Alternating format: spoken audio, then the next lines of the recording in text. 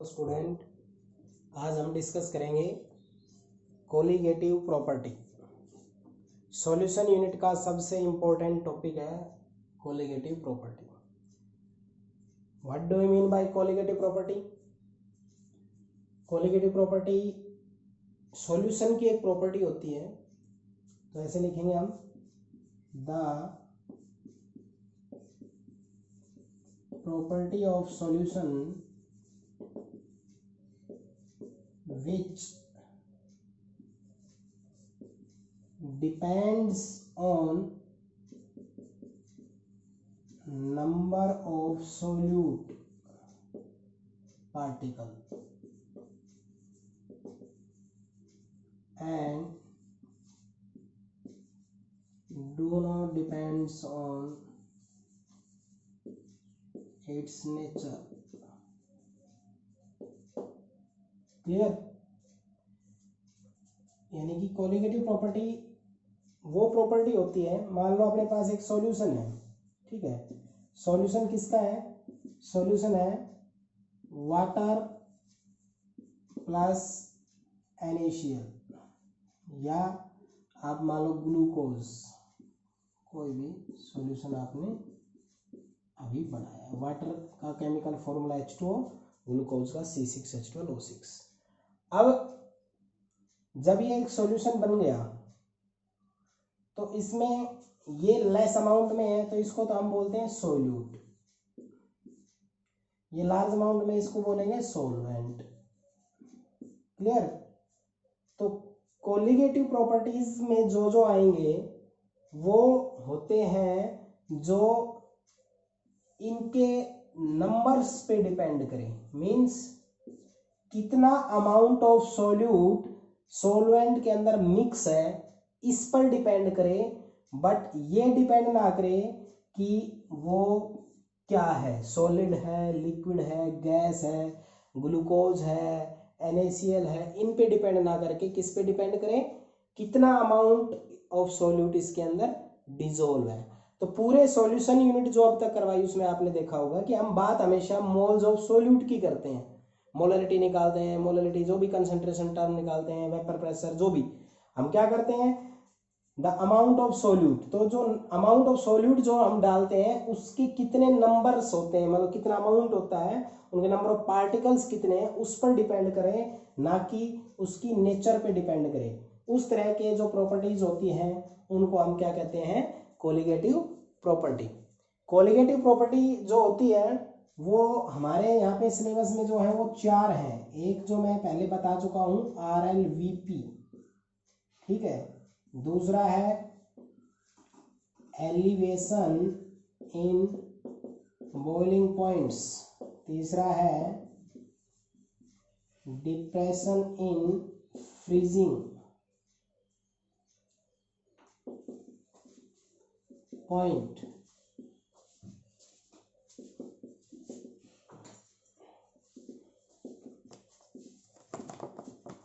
Fourth है osmotic pressure. ये 4 हमारे पास कोलिगेटिव प्रॉपर्टी। RLVP का मेन मतलब होता है relative lowering of vapour pressure, relative lowering of vapour pressure. दूसरा एलिवेशन इन बॉइलिंग पॉइंट, तीसरा है डिप्रेशन फ्रीजिंग पॉइंट, और चौथा है वो है ऑस्मोटिक प्रेशर। ऑस्मोटिक प्रेशर जो है वो depression freezing point, elevation boiling point और RLVP, ये 4 के 4 कोलिगेटिव प्रॉपर्टी है। यानी कि ये हमारे नंबर ऑफ मोल्स पे डिपेंड करती है, मींस नंबर्स पे डिपेंड करती है, ना कि लिक्विड जो है उसके नेचर पे। तो इन चारों को हम क्या बोलेंगे, कोलिगेटिव प्रॉपर्टी। क्लियर? तो कोलिगेटिव प्रॉपर्टी क्या हो गई, जो नंबर्स पे डिपेंड करे, उसकी नेचर पे डिपेंड ना करे। और अब ये जो चारों कोलिगेटिव प्रॉपर्टी है इनमें से हम फर्स्ट जो कोलिगेटिव प्रॉपर्टी है RLVP, इसको क्या बोलते हैं, हम इसको बोलते हैं relative lowering of vapour pressure. Relative lowering of vapour pressure हम इसको बोलते हैं। तो relative lowering of vapour pressure हम करवा चुके थे, एक बार मैं इसको समझा देता हूं दोबारा से। P note A minus P A divided by P note A is equal to x2, ये आया था। या आप लिख सकते हो इसको P note A minus P A divided by P note A, या इसको लिख सकते हो आप n2 divided by n1 plus n2। P note A minus P A divided by P note A is equal to, इसको हम कर सकते हैं W2 by M2 divided by W1 by M1 plus W2 by M2, यानी कि जो N1 number of moles है उसको मैंने लिख दिया है W1 by M1, N2 number of mole को लिख दिया है मैंने W2 बाई M2। या किसी केस में अगर N1 plus N2 nearly equal to N1 हो, यानी हम N1 और N2 में N2 कम मानते, इसके कंपेरिजन इसको नेगलेक्ट कर लें, तो उस केस में फॉर्मूला बन जाएगा आपका N2 बाई N1। फिर आप इनकी वैल्यू यहाँ पे रख देंगे तो वो आपके पास आ जाएगा W2 by M2 W1 by M1। Solve out करेंगे तो ये आ जाएगा P note A minus P note A W2 by M2 into M1 by W1। यहाँ से हम ये इसको बोलते हैं मोलिकुलर मास ऑफ सोल्यूट। तो हम मोलिकुलर मास ऑफ सोल्यूट, यहाँ पर जो भी M2 आ रहा है जहाँ पर भी, ये मोलिकुलर मास ऑफ सोल्यूट है, मोलिकुलर मास ऑफ सोल्यूट ये हम यहाँ से कैलकुलेट करते हैं। जितनी भी ये कोलिगेटिव प्रॉपर्टी आएगी 1 बाई 1, अभी तक तो आपने यही किया है। तो इसमें हम जो कैलकुलेशन करते हैं वो कैलकुलेशन करते हैं किसकी, मोलिकुलर मास ऑफ सोल्यूट की। तो molecular mass of solute calculate करने के काम में आमतौर पे आती है। क्यों आती है मैं इसको भी क्लियरली बता देता हूँ कि मान लो आपके पास H2SO4 है, इसका मोलर मास आपने निकाला, तो आपने निकाला ये आया है 2 प्लस 32 प्लस 64, ये आया आपका 98। तो जो ये 98 मोलर मास आपका है ये एक्यूरेट वैल्यू नहीं होता है, ये फ्रैक्शन में आपका ऐड हुआ है। हाइड्रोजन का एक्यूरेट 1 नहीं होता है, 1 पॉइंट समथिंग होता है, सिमिलरली सल्फर का, सिमिलरली ऑक्सीजन का। बट हम तो राउंड ऑफ करके सीधा ही 98 के अंदर इसको ले रहे हैं। बट जो मोलर मास कैलकुलेट करते हैं हम इन कोलिगेटिव प्रॉपर्टी से, मींस M2 या M1, वो मोलर मास आपका बिल्कुल एक्यूरेट होगा, वो वैल्यू बिल्कुल एक्यूरेट वैल्यू होगी। बट जो मोलिकुलर मास आप यहाँ कैलकुलेट करते हैं ये एक्यूरेट मोलर मास नहीं होता। तो कोलिगेटिव प्रॉपर्टी से हम एक्यूरेट मोलर मास भी निकालते हैं किसी भी सोल्यूट का जो सॉल्वेंट के अंदर मिक्स होता है। तो कोलिगेटिव प्रॉपर्टी की एक एप्लीकेशन में हमारा ये भी आता है भाई, वो नेचर पे डिपेंड करती नहीं है, नंबर ऑफ मोल्स पे डिपेंड करते। दूसरा, उससे जो मोलर मास कैलकुलेट किया जाता है वो molar mass accurate molar mass होता है। ठीक है, इस पॉइंट को हम बोलते हैं लोअरिंग ऑफ वेपर प्रेशर, पूरे को बोलते हैं हम relative lowering of vapour pressure. तो यहां से हमारे पास P note A minus P A divided by P note A, ये कंप्लीटली हमारे पास क्या आ गया है, इसको बोलते हैं relative lowering of vapour pressure, relative lowering of vapour pressure. इसी को ही हम, ये लोअरिंग डिवीजन रिलेटिव लोअरिंग, और इसी को ही ये किसके बराबर आया था हमारे पास W2 by M2 into M1 by W1। यहाँ से हम इस molar mass of M2 calculate करेंगे सोल्यूट का।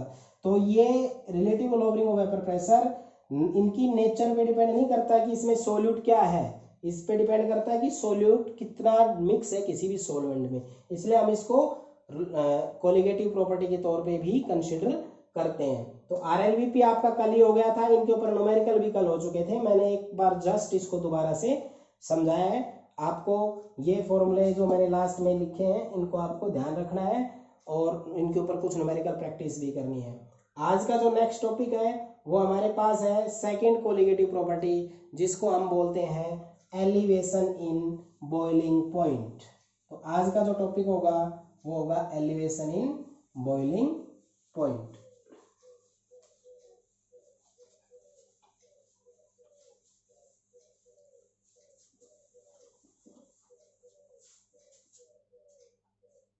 एलिवेशन सेकंड कोलिगेटिव प्रॉपर्टी है भाई,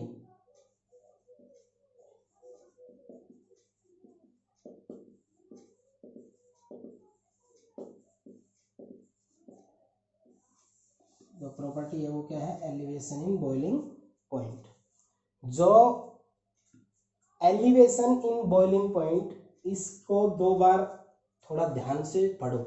एलिवेशन मीन्स बढ़ना, इन boiling point means boiling point में, तो किसी का बॉइलिंग पॉइंट होता है उसमें हम कुछ मिक्स करते हैं तो उसका बॉइलिंग पॉइंट बढ़ जाता है, उसको कहते हैं एलिवेशन इन बॉइलिंग पॉइंट। तो एलिवेशन इन बॉइलिंग पॉइंट पढ़ने से पहले आपको पहले तो बॉइलिंग पॉइंट क्या होता है वो पढ़ना पड़ेगा। बॉइलिंग सभी बच्चों को पता है, बट वो ये डेफिनेशन देंगे the temperature at which any liquid is boil out, वो नहीं देना है, एक अच्छी स्टैंडर्ड डेफिनेशन देनी है। द टेम्परेचर एट विच, वो टेम्परेचर जिस पर वेपर प्रेशर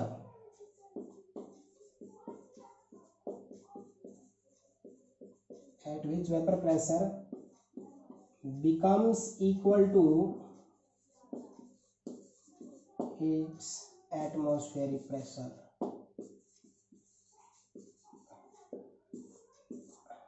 ये दो पॉइंट ध्यान रखने हैं। अगर आपका वेपर प्रेशर एटमॉस्फेरिक प्रेशर पे के इक्वल हो गया, जिस टेम्परेचर पे हुआ उस टेम्परेचर को हम क्या बोलेंगे, उसका बॉइलिंग पॉइंट। क्लियर? यानी कि अगर हमारे जो वेपर्स, जैसे एक लिक्विड लिया है, ये वेपर्स में जा रहे हैं, कुछ इक्विलिब्रियम स्टेट में नीचे भी आ रहे हैं, नेट जो है वो जो प्रेशर क्रिएट करते हैं क्लोज कंटेनर में, ये वेपर प्रेशर मैं बता चुका हूँ, वो प्रेशर उसको हम वेपर प्रेशर कहते हैं। वो किसके इक्वल हो जाए, जो एनवायरनमेंट में एटमॉस्फेयर में जो गैस के द्वारा जो प्रेशर क्रिएट किया जाता है उसके बराबर अगर हो जाता है तो ये लिक्विड उस पर बॉयल आउट होना स्टार्ट हो जाएगा। मीन्स अगर वेपर प्रेशर किसी भी लिक्विड का क्लोज कंटेनर में है, उसका वेपर प्रेशर अगर हमारे पास एटमॉस्फेरिक प्रेशर के बराबर हो जाता है तो जिस टेम्परेचर पे ये कंडीशन फुलफिल होती है वो ही आपका बॉइलिंग पॉइंट होता है। जैसा वाटर, अगर आप इसको लेके चलते हो, किसको लेकर चलते हो, वाटर पार्टिकल, तो वाटर पार्टिकल्स के वेपर्स बनते हैं, तो जो वाटर पार्टिकल के वेपर बनते हैं वो 100 डिग्री सेल्सियस टेम्परेचर पे एटमॉस्फेयर के वेपर प्रेशर के, एटमॉस्फेयर के प्रेशर के बराबर इसका वेपर प्रेशर हो जाता है। तो 100 डिग्री को ही हम क्या बोल देते हैं, boiling point of water. Clear हो गया होगा? ऐसा टेम्परेचर जिस पर वेपर प्रेशर और एटमॉस्फेरिक प्रेशर दोनों को एग्जिस्ट करते हो, हम उसको क्या कहते हैं, बॉइलिंग पॉइंट। अभी तो बात हुई है सिर्फ बॉइलिंग पॉइंट की। जैसे एग्जांपल आपने लिया था वाटर का, तो अभी जैसे मैं इसमें कुछ पॉइंट आपको समझाऊंगा। अब आते हैं हम आपको बताते हैं एलिवेशन क्या होता है। एलिवेशन का मतलब बढ़ता कैसे है। मान लो ये आपके पास है, ये वाटर है, ठीक है, कौन सा है, वाटर, इसका अपना वेपर प्रेशर होगा, ठीक है। आपने इसमें कोई नॉन वोलेटाइल सोल्यूट डाल दिया, नॉन वोलेटाइल सोल्यूट। अब किसी बच्चे को इस पॉइंट में प्रॉब्लम होगी, नॉन वोलेटाइल का मीनिंग क्या होता है, सॉलिड, ऐसे ध्यान रखो, सॉलिड जो वेपर प्रेशर क्रिएट नहीं करता हो। सॉलिड डायरेक्ट वेपर में कभी नहीं जाता है, सॉलिड पहले लिक्विड में जाता है, लिक्विड से वेपर में, तो डायरेक्ट नहीं जाता है, इसलिए उनका कोई अपना प्रेशर नहीं होगा। जैसे एग्जांपल के तौर पे आपने एक, जैसे हमारे बॉडी में पसीने आ जाते हैं, जब सूखते हैं तो नमक उस पर लगा रह जाता है, ठीक है।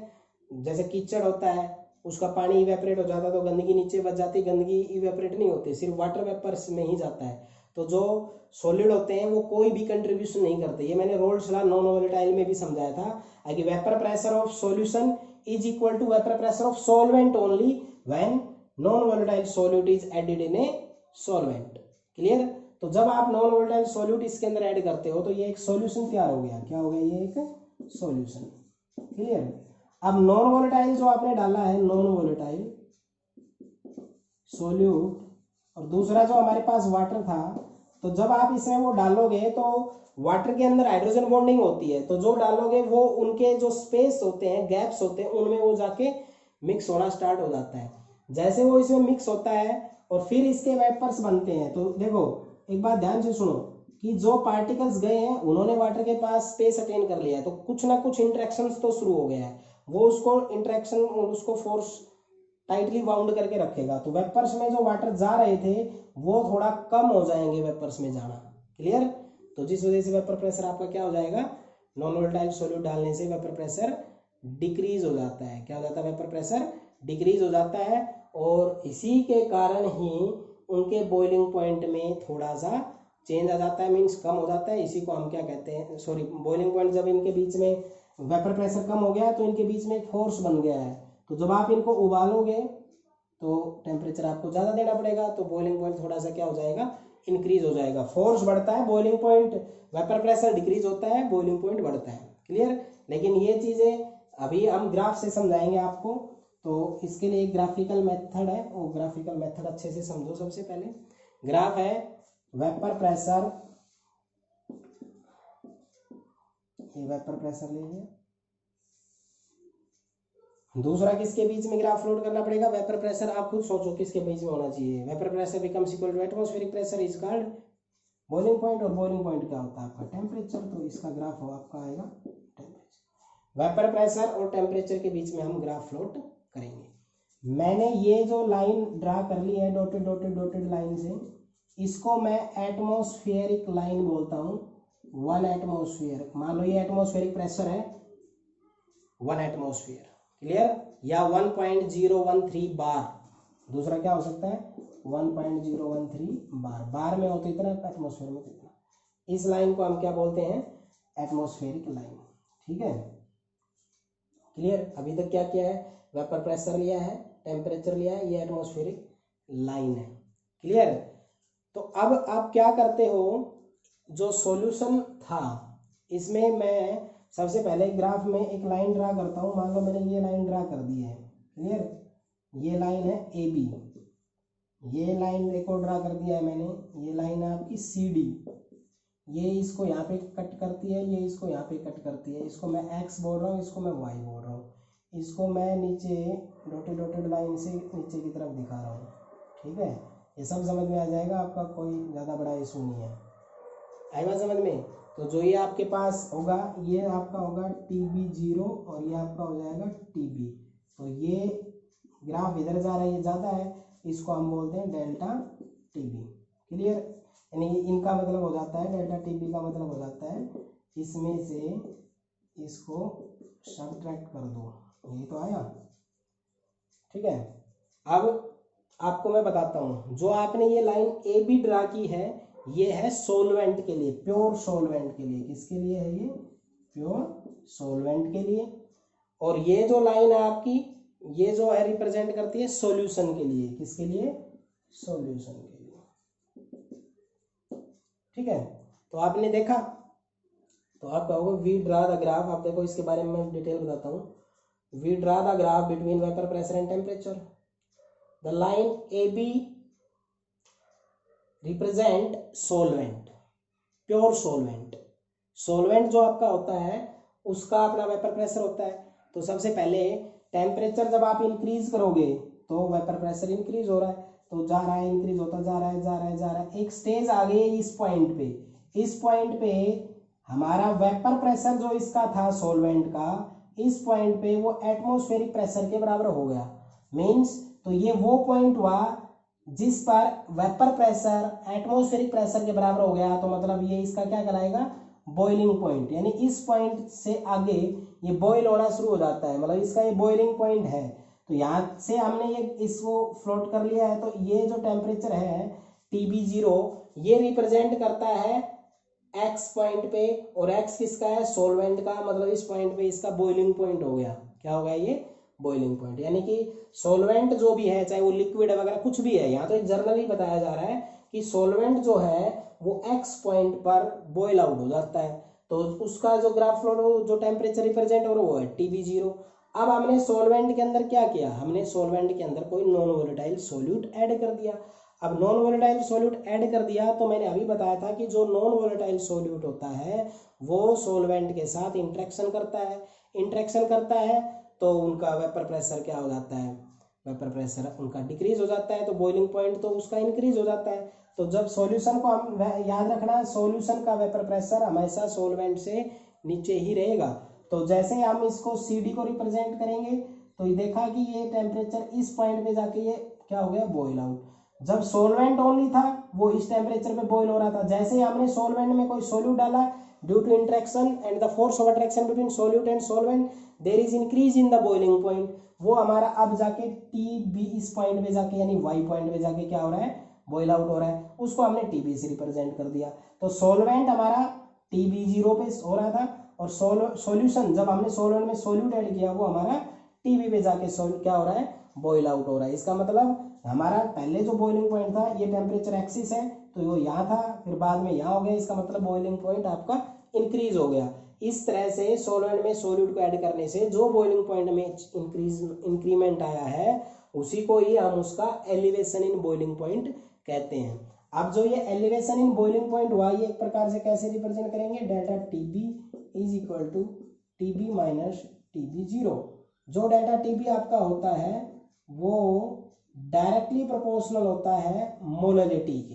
किसके डायरेक्टली होता है, मोललिटी के, यानी कि मोल्स ऑफ सॉल्यूट डिसॉल्व पर केजी इन सॉल्वेंट। तो मोललिटी के ऊपर ये डिपेंड करेगा, तो मोललिटी पे डिपेंड करेगा। तो हम क्या करते हैं, इस कांस्टेंट को हटाते हैं, यहाँ पर आपके पास आ जाएगा KB इंटू M। तो KB क्या है यहाँ पर, मोलल एलिवेशन कांस्टेंट, ठीक है। तो डेल्टा TB ये हमारे पास KB के कब हो जाता है, ये कंडीशन कब होगी, जब हमारे पास मोललिटी अगर हम 1 कर दें। अगर मान लो मैं सॉल्यूशन की मोललिटी 1 ले रहा हूं तो डेल्टा TB हमारा किसके बराबर आ गया, KB के। तो हम क्या बोलेंगे, the elevation in boiling point is equal to molal elevation constant when molality is unity. अगर आपका मोललिटी 1 है तो डेल्टा TB KB के बराबर होगा। ये तो मोल एलिवेशन इन बॉइलिंग पॉइंट है, ये मोलल एलिवेशन कांस्टेंट है। ये दोनों बराबर कब हो जाते हैं, जब उस सॉल्यूशन की मोललिटी कितनी होती है, 1। डेल्टा TB किसके डायरेक्टली वेरी करता है, मोललिटी, यानी मोललिटी ऑफ द सॉल्यूशन ज्यादा होगा तो एलिवेशन इन बॉइलिंग पॉइंट भी ज्यादा होगा। मोललिटी मींस मान लो मोललिटी 1 है, उसका मतलब क्या हुआ, 1 मोल्स ऑफ सॉल्यूट डिसॉल्व्ड इन 1000 यानी 1 किलोग्राम ऑफ सॉल्यूशन। 2 है तो 2 मोल्स ऑफ सॉल्यूट डिसॉल्व्ड पर केजी इन सॉल्वेंट। मोललिटी 3 है तो 3 मोल्स ऑफ सॉल्यूट, तो इसका मतलब मोललिटी बढ़ती जा रही है तो सॉल्यूशन के अंदर उसकी कंसंट्रेशन बढ़ती जा रही है। तो वही किस चीज पे डिपेंड करता है, मतलब सॉल्वेंट है उसके अंदर डलने वाला जो सॉल्यूट है अगर उसकी कंसंट्रेशन बढ़ती जाएगी तो बॉइलिंग पॉइंट उस सॉल्यूशन का उतना ही ज्यादा होता चला जाएगा। आई बात समझ में। तो एलिवेशन इन बॉइलिंग पॉइंट किस पे डिपेंड कर गया, मोललिटी ऑफ द सॉल्यूशन। और मोललिटी क्या होता है, जो सॉल्वेंट है उसमें आपने सोल्यूट ऐड किया तो जो सोल्यूट कितना ऐड किया वही आपकी क्या होती है, 1 किलोग्राम सॉल्वेंट में कितना सोल्यूट ऐड किया वही उसकी मोललिटी होती है। मान लो मोललिटी 1 है तो 1 मोल्स ऑफ सोल्यूट डिसॉल्व्ड पर केजी इन सॉल्वेंट हुआ, 2 है तो 2 मोल्स हुआ, 3 है तो 3 मोल्स हुआ, 10 है तो 10 मोल्स हुआ। तो किलोग्राम तो 1 ही है, 1 किलोग्राम 1 मोल है, 2 मोल है, 10 मोल है, तो मोल्स बढ़ते जा रहे हैं, इसका मतलब इंट्रैक्शन ज्यादा होता चला जाएगा तो वेपर्स कम बढ़ेंगे और बॉइलिंग पॉइंट क्या हो जाएगा, उनका ज्यादा हो जाएगा। तो जितनी ज्यादा मोललिटी होगी उतना ही ज्यादा हमारा एलिवेशन इन बॉइलिंग पॉइंट होगा। अब इसको हटाने के लिए कांस्टेंट लगा दिया था KB मोलर एलिवेशन कांस्टेंट है, delta TB is equal to KB। ये दोनों इक्वल कब आते हैं, जब हमारी मोललिटी 1 होती है। क्लियर। एक बार ग्राफ दोबारा बता देता हूं फिर इसके आगे बताएंगे। देखो ये वेपर प्रेशर एक्सिस था, ये टेम्परेचर एक्सिस था। AB रिप्रेजेंट करता है सॉल्वेंट को। जब आप टेम्परेचर इंक्रीज करते हो तो वेपर प्रेशर इंक्रीज होना स्टार्ट हो जाता है और एक स्टेज आती है X, उस पॉइंट पे vapour pressure becomes equal to atmospheric pressure. उस टेम्परेचर पे, इस टेम्परेचर पे क्या हो गया, जो इसका खुद का वेपर प्रेशर था वो हमारे एटमॉस्फेरिक प्रेशर के बराबर हो गया। तो उस पर क्या हो गया, वो लिक्विड बॉयल आउट होना शुरू हो जाएगा। तो उस पे मैंने इस पे परपेंडिकुलर ड्रा कर लिया, तो इस टेम्परेचर को कहते हैं TB0। ये किसके रिप्रेजेंट करता है, सोलवेंट ओनली। अब हमने इस सोलवेंट में क्या ऐड कर दिया, सोल्यूट। अब सोल्यूट ऐड कर दिया तो सोल्यूट के पार्टिकल, और वो भी नॉन वोलेटाइल है यानी सॉलिड है, तो सोल्यूट और सॉल्वेंट के बीच में एक फोर्स होगा, तो वेपर्स कम बनना स्टार्ट करेंगे क्योंकि उनके गैप्स में चला जाता है सोल्यूट, तो वेपर्स कम होंगे, तो वेपर प्रेशर थोड़ा कम होगा, और क्या नाम है, तो उनका इंटरेक्शन हो गया तो बॉइलिंग पॉइंट थोड़ा सा बढ़ेगा। टेम्परेचर बढ़ाने से बढ़ता जा रहा है, बट वो इस पॉइंट पर जाकर ये सॉल्यूशन भी क्या हुआ है, बॉइल आउट हुआ है। देखो सॉल्वेंट यहाँ था, सॉल्यूशन मींस सॉल्वेंट में क्या ऐड किया, सॉल्यूट, तभी तो सॉल्यूशन बना, वो इस पॉइंट पे जाके बॉइल आउट हो रहा है। तो टेम्परेचर ग्राफिकली हमें दिख रहा है टेम्परेचर बढ़ गया, तो हमने इसमें से इसको सब्ट्रैक्ट कर दिया, तो पहले इतना था बाद में इतना हो गया, तो सब्ट्रैक्ट किया तो ये पता चल गया कितना बढ़ गया, जितना बढ़ गया उसको ही हम बोलते हैं एलिवेशन इन बॉइलिंग पॉइंट, और वो elevation in boiling point depend किस पे कर रहा है, मोलरिटी पे। क्लियर। अब हम इसका मैथमेटिकल ग्राफ से मैथमेटिकल बताते हैं। मैथमेटिकल पे आपको क्या करना है, आपका आया है delta T B is equal to K B into molarity. सब बच्चों को पता है मोलरिटी की definition, W2/M2 into 1000 divided by W1। Value put up कर दो यहाँ पर, delta T B is equal to K B into W2/M2 into 1000 divided by W1।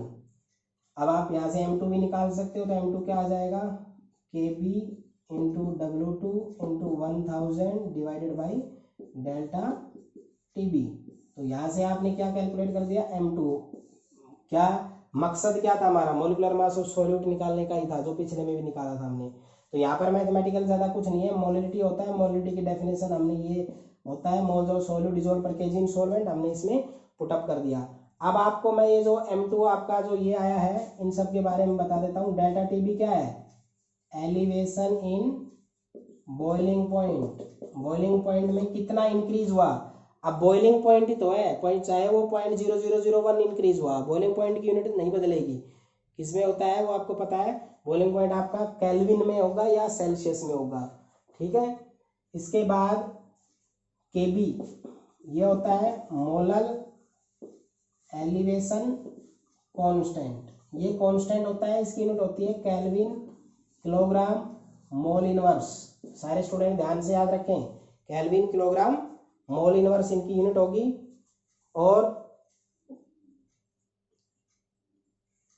जो आपके पास W2 है, W2 क्या है, 2 हम यूज करते हैं सोल्यूट के लिए, और जो हमारे पास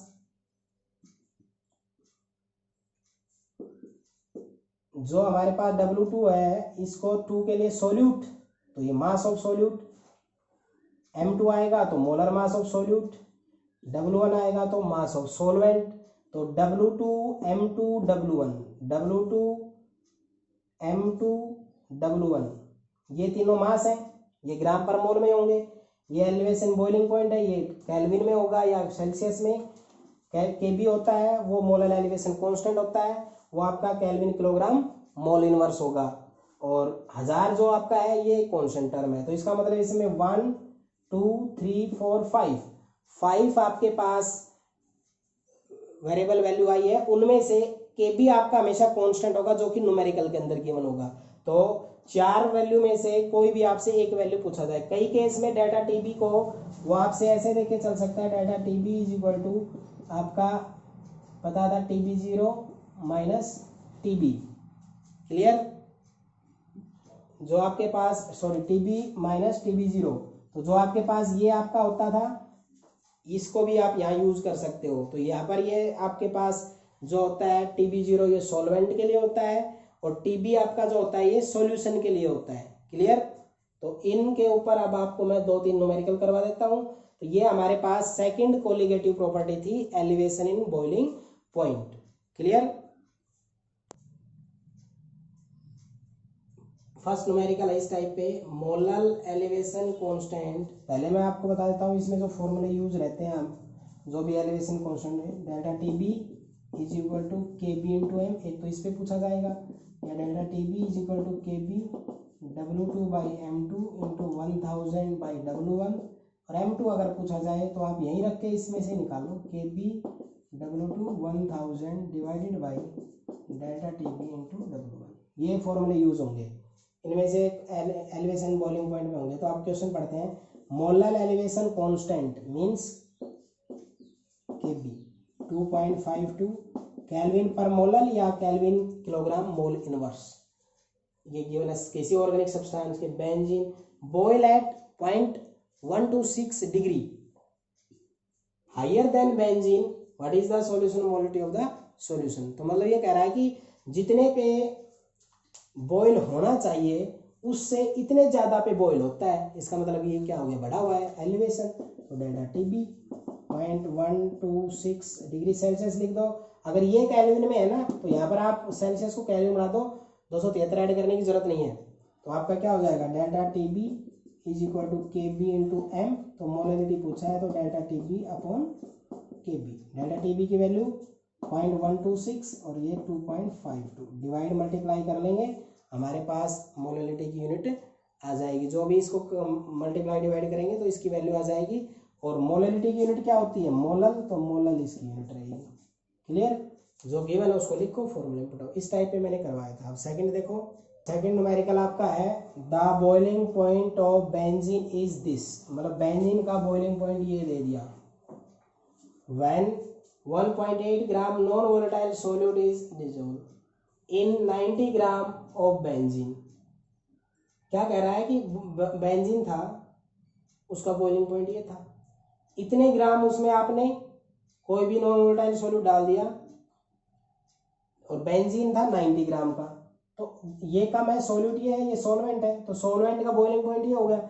ये ऐड करने के बाद इसका बॉइलिंग पॉइंट इंक्रीज होकर इतना हो गया। क्लियर, तो इसका मतलब क्या हुआ, इसका मतलब ये हुआ, मैंने आपको बताया था डेल्टा टीबी किसके बराबर होता है, टीबी माइनस टीबी जीरो। मतलब ये तो था सॉल्वेंट का और ये जो आपका होता है, सॉरी ये आपका है सॉल्यूशन का, ये आपका होता है सॉल्वेंट का। सॉल्वेंट का कम रहता है, सॉल्यूट डालने के बाद बढ़ जाता है। तो पहले ये कम था, जैसे आपने ये डाला उसका बॉइलिंग पॉइंट इतना इंक्रीज हो गया। तो डेल्टा टीबी कितना हो गया, 354.11 माइनस 353.23। ये जो है या तो ये बॉइलिंग पॉइंट डायरेक्ट दे देगा इतना इंक्रीज हो गया, या इस तरह की कंडीशन दे देगा। तो याद रखना ज्यादा में से कम घटाना है, टीबी माइनस टीबी जीरो करना है। सॉल्यूशन के बॉइलिंग पॉइंट में से सॉल्यूट का सॉल्वेंट का सब्ट्रैक्ट करना है, तो ये आपका जितना एलिवेशन होता है उतना आपका आ जाएगा। इसको आप सब्ट्रैक्ट करते हैं तो अपने पास कितना आएगा, 0.88 केल्विन। देखना ठीक है, 8, ठीक है, कितना आएगा, 8 केल्विन। क्लियर, ये डेल्टा टीबी आ गया। अब W2 ये आपका हो गया है 1.80 ग्राम, M2 निकालना है, W1 आपका 90 ग्राम गिवन है, KB आपको और गिवन करेगा, वो KB क्या करेगा आपको और गिवन करेगा। KB इसमें मैं बता देता हूँ, KB 2.53 दे रखा है केल्विन किलोग्राम मोल इनवर्स, ये एनसीईआरटी का न्यूमेरिकल है। KB की वैल्यू उसको 100% देनी ही पड़ेगी, या फिर वो इसको कैलकुलेट करवाएगा, बस इतना फर्क हो सकता है, क्योंकि KB किसी भी सॉल्यूशन के लिए फिक्स होता है। अब आपके पास KB की वैल्यू होगी 2.53 केल्विन किलोग्राम मोल इनवर्स। तो M2 पूछा है तो आपका फॉर्मूला क्या था, delta TB is equal to KB into W2 by M2 into 1000 divided by W1। तो M2 निकालना है हमें, तो KB W2 1000 divided by delta TB और W1। KB कितना है, KB कितना है 2.53, W2 कितना है, W2 अपने पास है 1 पॉइंट, कम जो होता है वो होता है मल्टीप्लाई 1000।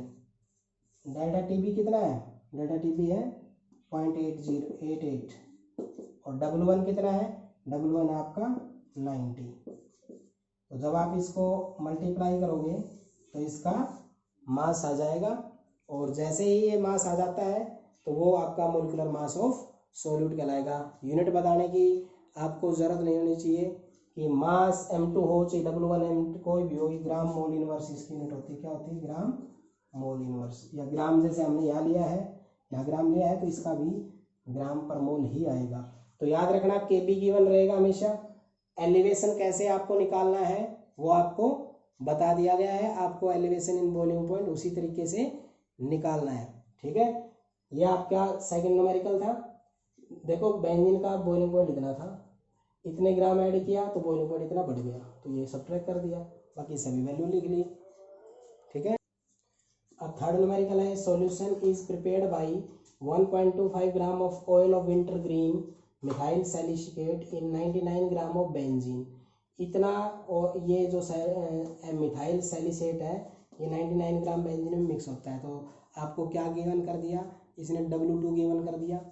W2 कितना, 1.25 ग्राम।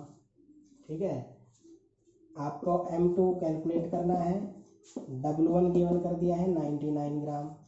Kb गिवन कर दिया है, ये Kb कितना 2.53 केल्विन किलोग्राम मोल इनवर्स।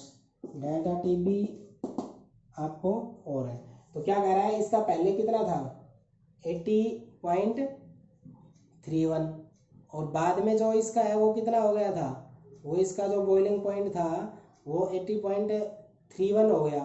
तो कितना हो गया 80.31, और ये प्योर का इतना, मतलब पहले इतना था और ये ऐड करने के बाद इतना हो गया, तो इंक्रीज कितना हुआ था, ऐसे कर दोगे।